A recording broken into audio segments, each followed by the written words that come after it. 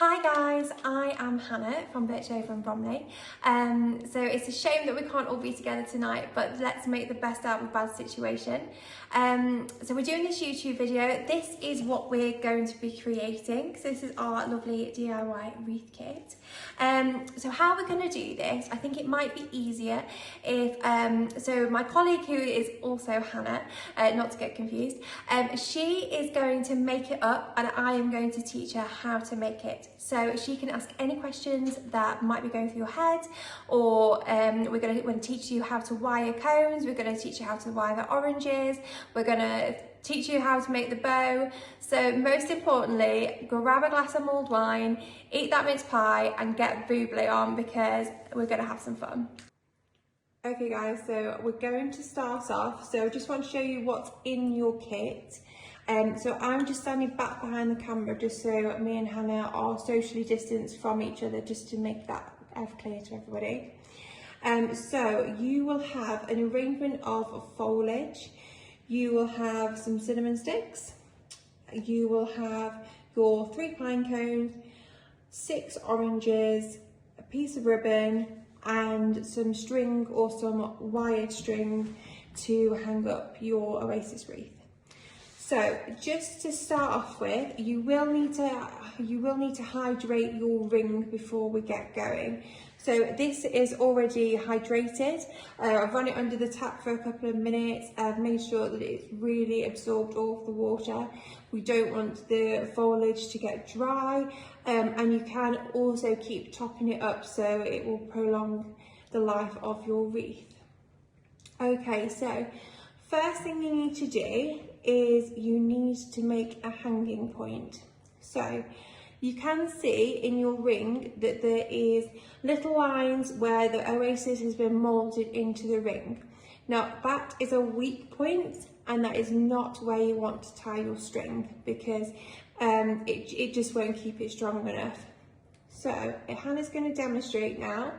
We're going to grab the string and you're going to wrap it around like so, like a little hook, like that, and thread it through and pull it tight. Now this will cut the oasis, don't worry about it. You want it to cut through so it's nice and secure and it won't drop. So pull it nice and tight, like that, and then if you just make a knot at the end, or your desired length, really, it depends where it's going. You might have a really big draw, you might have a smaller draw, it just depends how long you want it. So that can be changed at a later date, so don't worry about it, we can change it at the end. So next thing we're going to do is we're going to soften the edges. So we're going to soften the edges on the oasis ring. We don't want to push anything in where it's hard, because what we're going to do is you're just going to take up extra room and it won't smoothly push in on an edge. So Hannah, if you'd like to take 2 fingers and just work around the ring, just softening them edges just to make it nice and round, almost like a dome. You don't have to go in too far, but just take the emphasis off the edge.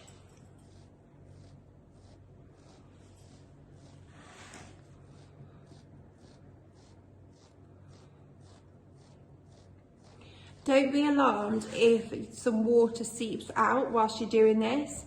If the oasis is well hydrated, it might sort of get some water along the top of there. Also, when you hang it, you might also get water run out of it there. That's absolutely fine. Just make sure you're hanging it outside, and if you've got a nice oak door or something, just make sure it doesn't get on that. Okay, perfect. So that's all softened, so you can see it's like a nice dome shape now, which make it a lot easier for you. Okay, so you have got an array of foliage. Everyone's may differ, I'm afraid, or we couldn't guarantee everyone's got the same pieces of greenery, but we do have a little selection here. So we've got some spruce, we've got some green spruce, we've got some blue spruce, we've got some leather leaf there, which have a nice woodlandy effect. Some people might have that. You might have some ivy, possibly some yew. Conifer's quite nice. There's none in this, but actually we have got some just to the left, so we can pop some of that in. Conifer's really nice. Also, if you have got anything in your garden that you'd like to pop in, you know, this is a piece of eucalyptus just there. If you do have a eucalyptus tree which hasn't gone over yet, or you've got some holly berries on your, you know, on your garden that you want to use, by all means go for it. You know, these don't have to all be the same. They don't have to look like mine. There's no real right or wrong within doing this. So yeah, just whatever you want to put in it, go for it. So I'm going to stop waffling. So what we're going to do is, Hannah, if you can start and cut some smaller pieces of spruce, and we're going to start at the edges, on the outer edge. So what you want to do is you want to strip the bottom of that, because it will just make a nice neat insert, and you're not going to be pushing in all that spruce. Also, by putting the spruce in, you'll make a bigger hole and it won't be secure. So push it right in so it feels secure. Perfect. So what we're going to do is we're going to work all the way around. So you don't have to use spruce, you can use whatever you've got, you can alternate it. Also think about sort of the shape that you're making. You know, look at the different sizes. Do you want it to be perfectly round? Do you want it to be quite full so it comes sort of out at you? Just have a think about what you want to gain from this, and what you really want to have as your door wreath. Again, you don't actually have to use this on a door. You can use it as a table arrangement. That's also fine. They do look quite nice with a big hurricane lamp in with a candle. So there's different options of what you can do with this.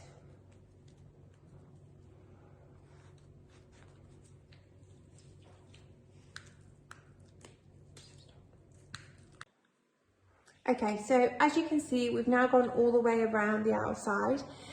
You can see it actually adds quite a lot into it. So you've actually started off with a 10-inch, but you've probably ended up with something around 12, 13 inches round. So it does make it quite a bit bigger. Okay, so when we've done the outside and you're happy with it, we're going to move on to the inside. So hang on, if you want to start at the inside of the ring. And we're just going to repeat the same sort of method. We're just going to strip off your foliage. You can use quite small bits, so if you've had to cut down different bits of spruce, we can use the smaller pieces on the inside. Whether you want to sort of cover up almost the ring in it, you can do. Or if you want to sort of keep that, that's totally up to you.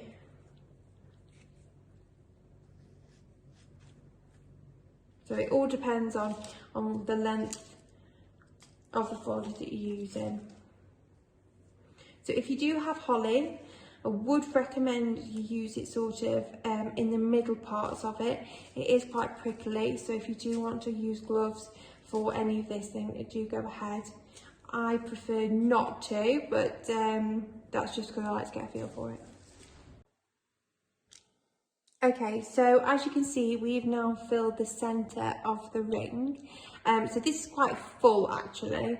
So you're not really going to see much of a ring in the centre, which is fine. I mean, if you want to keep your ring, you can do it. It's completely up to you. If you want more of that fuller effect, then obviously use bigger pieces like Hannah's done in the middle. So before we start filling in the centre of it, what I just want you to do is just have a quick think about where you want to put your items. So where you want to put your oranges, your cinnamons, your pine cones. Just have a think if you want to have your bow at the top, if you want to have your bow at the bottom. It's totally up to you. Like I said, this is yours and you can make it however you want it. So just have a quick think. You can even maybe mark them out. So if you want to grab a cinnamon, Hannah, and maybe think about where you want to put that. Okay, perfect. So just make a little mark. You've kind of got in your head where you want them to go. Okay, perfect. So by all means you can work around that, or if you want to pull it out, and just put it to one side. Lovely, and then you've got an idea in your mind where it's going to go. Perfect. Right then, so if you want to start by filling in the centre, by all means just think about if you want a fuller wreath, if you want things to sort of come out at you, then you can leave the stems a little bit longer, but just be conscious to get them right in to keep them secure. Sort of longer things do tend to fall out if you have a big gust of wind, if you haven't got them in secure enough. You will notice Hannah, if you want to cut that a little bit shorter, because I'm conscious that would fall out. That's it, and shred that back down. There we go, pop that in there. That will feel a lot more secure than the longer pieces. I prefer to have them short and secure and know that I'm not going to lose any.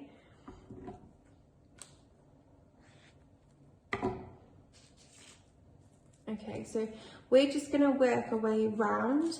By all means, keep going. Hannah, have you got any questions whilst you're working? No, I don't think so. Okay, no problem. Okay, do you want to just keep going then? And then once we've filled that up, we will go on to wiring next.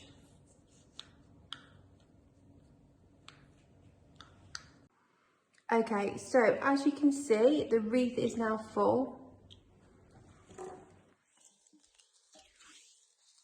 Okay, so it's full of foliage. So I'm going to ask Hannah to give it a quick shake. Okay, great. Ooh. Just to make sure everything's secure. So obviously that piece wasn't. So we're just going to strip it back down and pop it back in.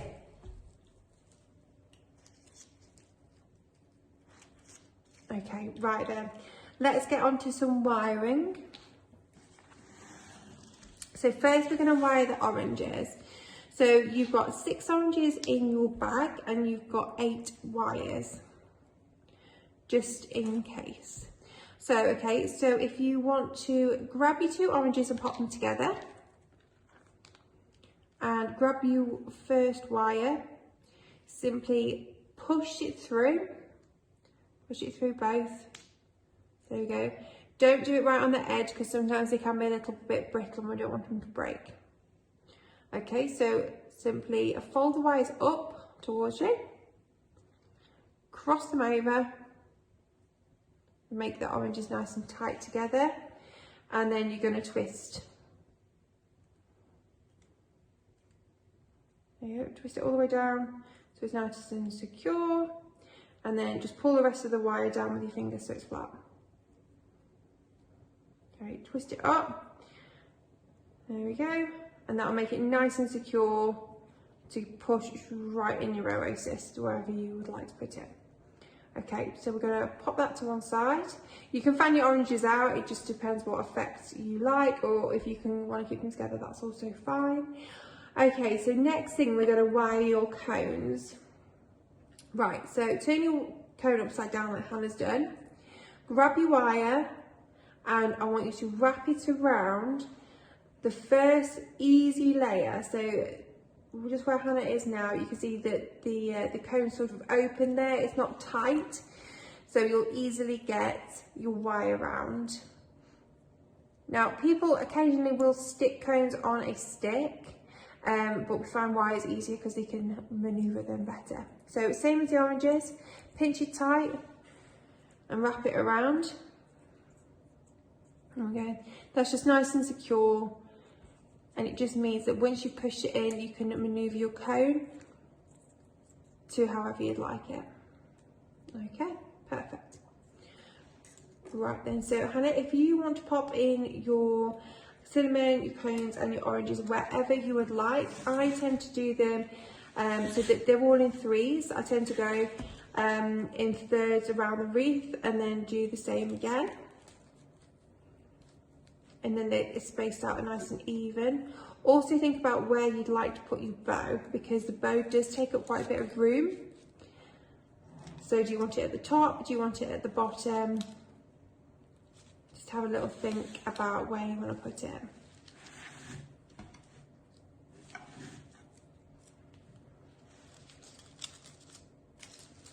hope everybody's getting on okay. Please do send me some pictures afterwards, because I'd really love to see what you've created, because I'm sure everyone's will be totally different. There we go. Make sure that they're in and nice and secure. Perfect.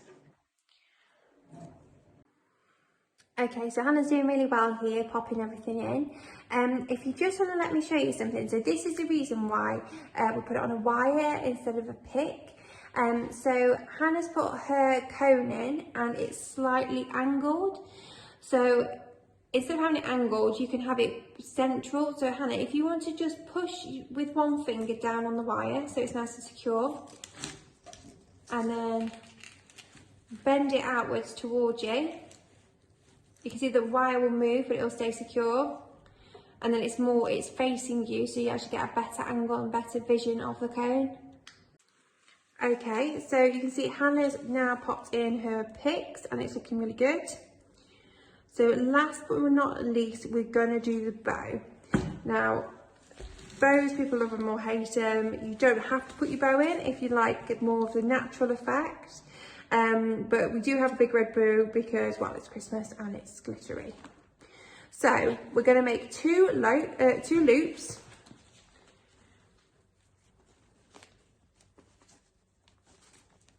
Like so. Now, perfect. Just make sure that the glitter's at the front. That's it. There we go. Right then, so what we're going to do is you're going to take your wire and you're going to pinch it in the centre, and you're going to wrap your wire around the centre of the bow. Cross it over at the back to make it nice and tight.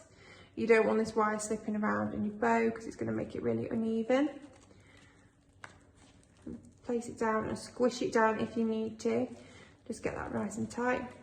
And then as we've wired the other things, we're just going to twist it and make it nice and secure.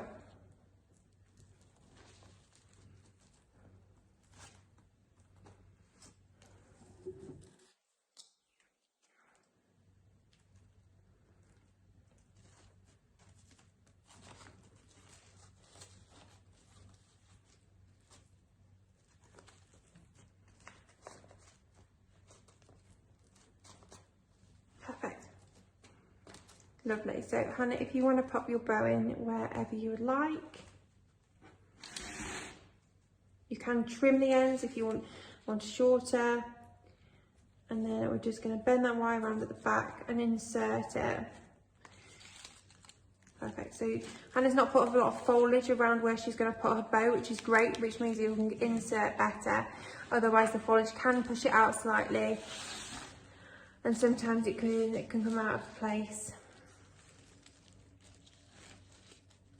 Okay, so this will be your wreath complete. Lovely.